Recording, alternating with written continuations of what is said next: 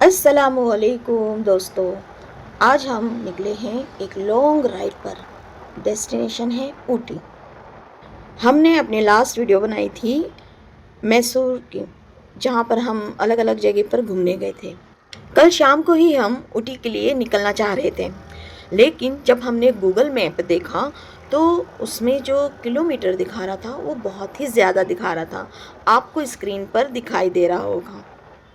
और जैसे कि आप जानते होंगे कि हम बाइक पर जा रहे हैं, तो बाइक पर जब हम जा रहे हैं तो किलोमीटर जितना कम रहेगा उतना ही अच्छा है। तो इसके लिए जब हमने मैप देखा तो हमको बहुत ज़्यादा किलोमीटर दिखाई दिया बनिस्बत दिन के। जब हमने दिन में किलोमीटर देखा था वो कम नज़र आ रहा था।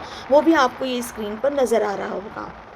हम कंफ्यूज हो गए थे कि इस तरीके से क्यों दिखा रहा है, दिन में अलग किलोमीटर, रात में अलग किलोमीटर।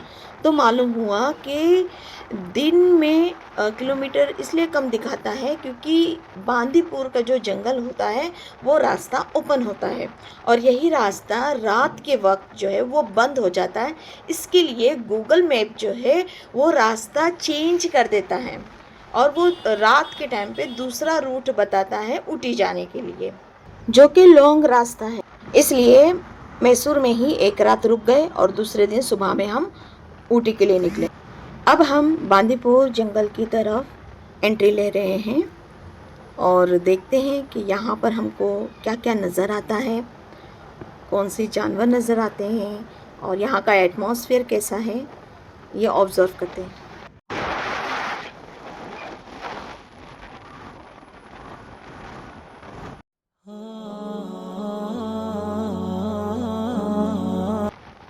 ये राइड सिर्फ एक जर्नी नहीं बल्कि एक पीसफुल एक्सपीरियंस है, जहां आपको नेचर के सबसे करीब होने का मौका मिलता है।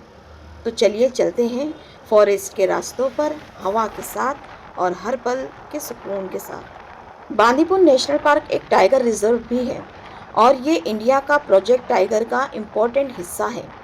जब आप बांदीपुर के एरिया में एंटर करते हो तो सबसे पहले हवा का फील बदल जाता है।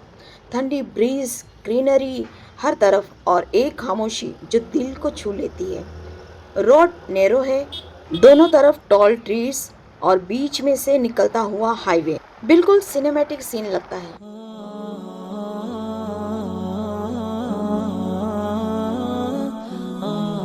बांदीपुर जंगल कर्नाटका और तमिलनाडु के बॉर्डर पर है, और ये इंडिया के सबसे पुराने टाइगर रिजर्व में से एक है।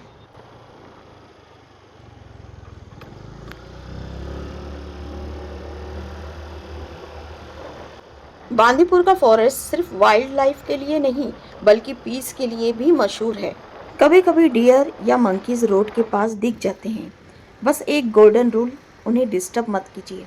ये उनका घर है और हम सिर्फ मेहमान हैं। देखिए ये रोड कितना स्मूथ और ग्रीन है। ऐसा लगता है जैसे ये नेचर खुद आपको गाइड कर रही हो। यहाँ पर जो है कर्नाटका ख़त्म होता है और ऊपर बोर्ड लगा हुआ है, देख सकते हैं, और आगे जो है वो तमिलनाडु आएगा। थोड़ा सा आगे चलते ही एक स्मॉल बोर्ड आता है, welcome to Tamil Nadu.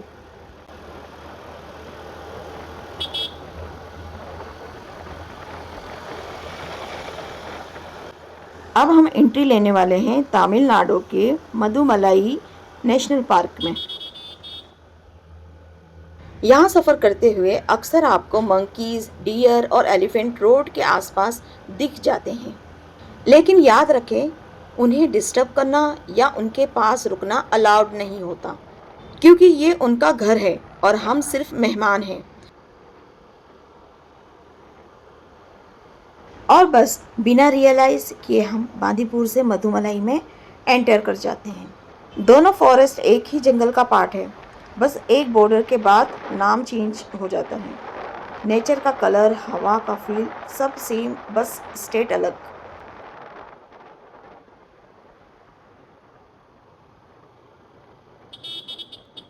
Elephant, dear, peacock, leopard और कभी कभी टाइगर भी दिख जाते हैं।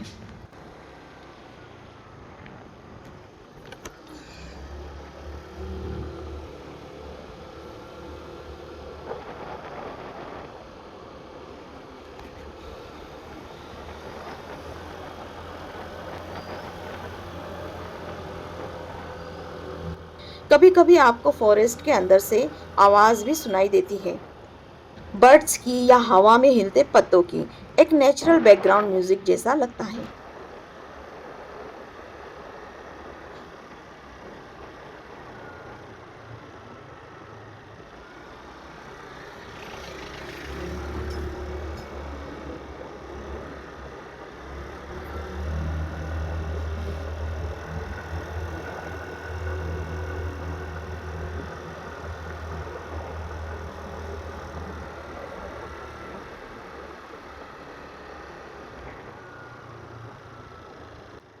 यहाँ कुछ हिरन नजर आ रही है।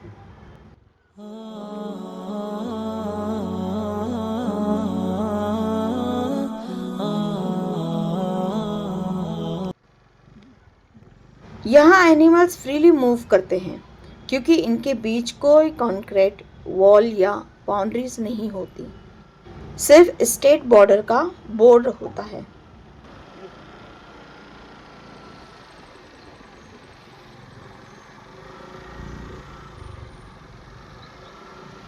मधुमलाई एरिया थोड़ा डेंस लगता है। यहाँ ट्रीज ज़्यादा क्लोज है और रोड थोड़ा कर्व लेती है। हवा ठंडी, थोड़ी मिस्टी और एक खामोशी जो दिल को छू जाती है। यहाँ का साइलेंस इतना प्योर है कि आप अपनी बाइक के इंजन के अलावा कुछ नहीं सुनते।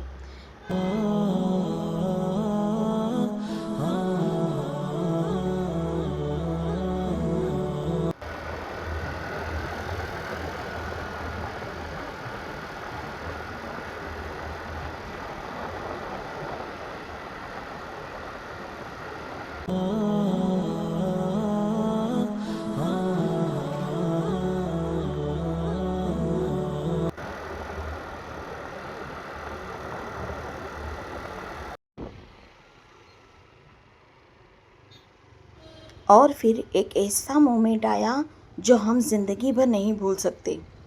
मधुमलाई के बीचों बीच, जहाँ रोड के दोनों तरफ घना जंगल था, अचानक हमें कुछ मोमेंट दिखाई दिया। पहले लगा जैसे कोई शेडो मूव हुई है, लेकिन जब ध्यान से देखा तो वो एक शेर था, हकीकी जंगल का राजा। बस कुछ सेकंड के लिए ही सही, पर वो नज़र मिल गई। वो शान, वो कॉन्फिडेंस, लगता था जैसे जंगल उसी का हो और हम सिर्फ मेहमान। उस वक्त हमने कैमरा तो चलाया, पर दिल में एक अजीब से सुकून और रिस्पेक्ट महसूस हुआ। किसी ज़ू में हमने उसे नहीं देखा, बल्कि उसके अपने घर में अपनी आज़ादी के साथ उसे देखा।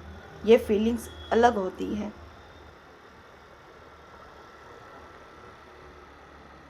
यहाँ के रेंजर्स और फॉरेस्ट गार्ड्स एनिमल्स को प्रोटेक्ट करते हैं ताकि ये नेचुरल बैलेंस बना रहे। आप जब यहाँ राइड करें तो प्लीज़ हॉर्न कम यूज़ करें और स्पीड लिमिट में रखें।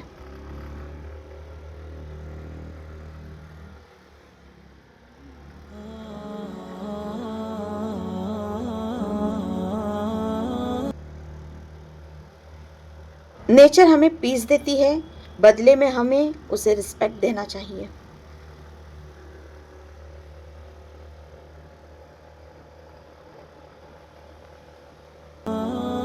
देखिए, ये मोमेंट सच में दिल को छू जाने वाला है।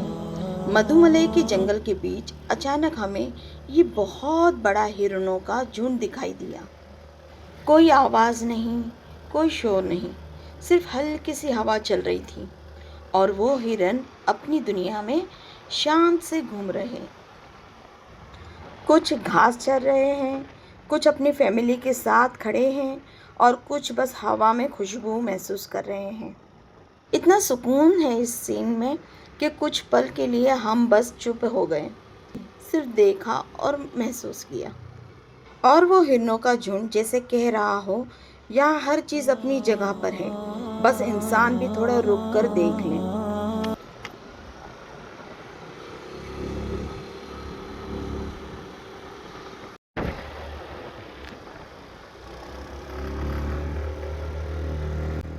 Bandipur national park Karnataka state में है और Mudumalai national park Tamil Nadu state में है। दोनों एक दूसरे के बिल्कुल साथ साथ लगे हुए हैं और ऊटी जाने वाले रोड NH-181 इन दोनों फॉरेस्ट के बीच से एक ही कंटिन्यूस रूट में गुजरता है। दोनों पार्क्स नीलगिरी बायोस्फीयर रिजर्व के पार्ट हैं और यहाँ से वाइल्ड लाइफ मिलती है।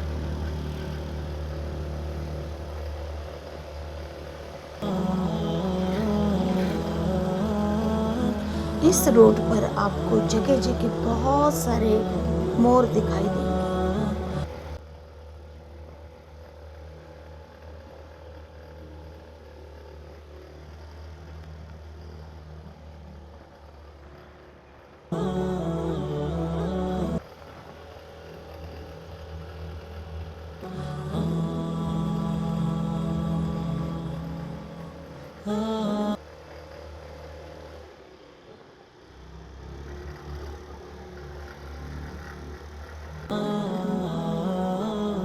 यहाँ देखें कितने सारे मोर एक साथ हैं।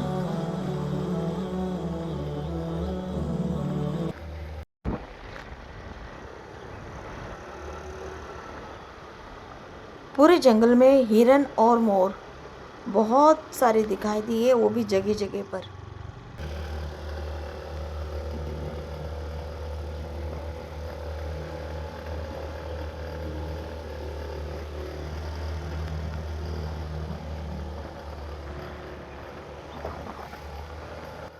फॉरेस्ट में राइड करते हुए आपको रियलाइज़ होता है ज़िंदगी में कभी कभी बस खामोशी और हवा ही काफ़ी होती है।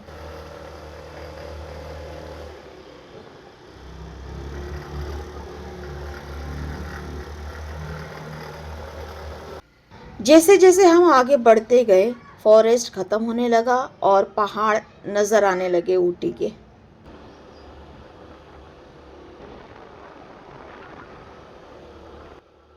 यहाँ से ऊटी का क्लाइमेट महसूस होता है। तो ये था हमारा Ooty ride through Bandipur and Mudumalai forest. अगर आप भी कभी ऊटी जाए तो इस रूट से ज़रूर गुजरना। बिलीव मी, ये रास्ता आपके दिल में बस जाएगा।